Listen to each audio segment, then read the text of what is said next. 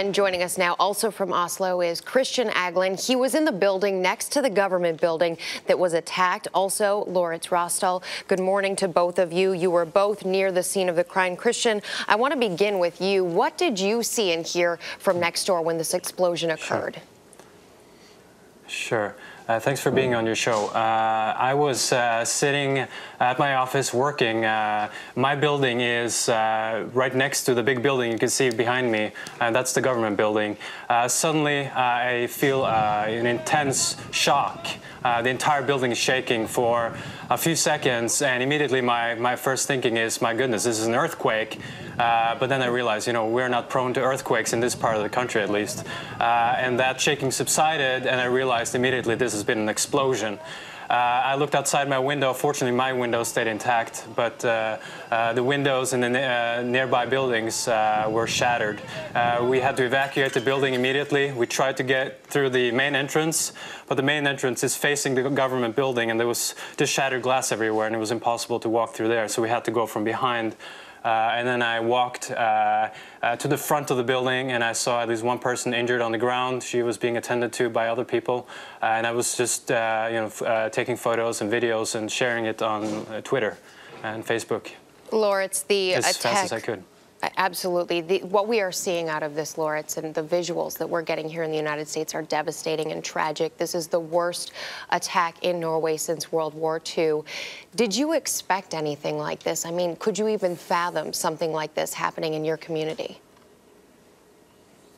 No, I wouldn't expect it at all. I was really shocked, and first I thought it must be a gas explosion. But then I realized the magnitude, and I saw that glasses were shattered, several hundred meters away from the government buildings. So I realized that something must have happened, something big. But it's very strange to me because I've been living in the Middle East for a year now, and seeing that this can happen in my own country that has been so peaceful and stable for so many years. It's very strange. It is very strange, and your mother's office is near also where this explosion took place.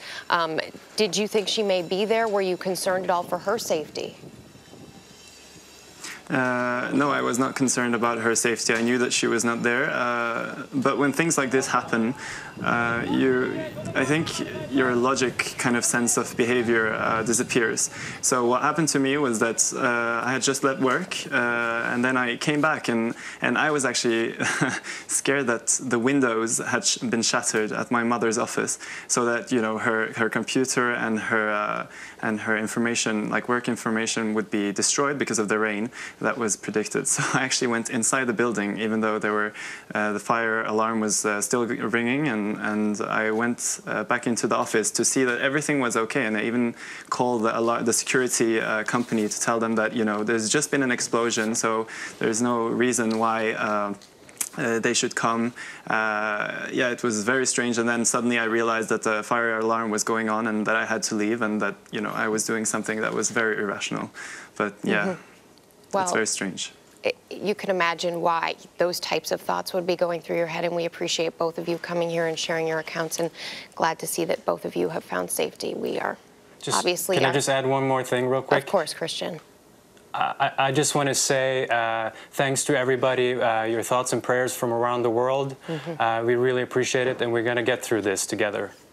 It's a great note to end it on. Thank you so much to both of you for joining us. Really tough stuff. Really tough stuff. Very poised. I really appreciate them talking to us today and giving us their accounts.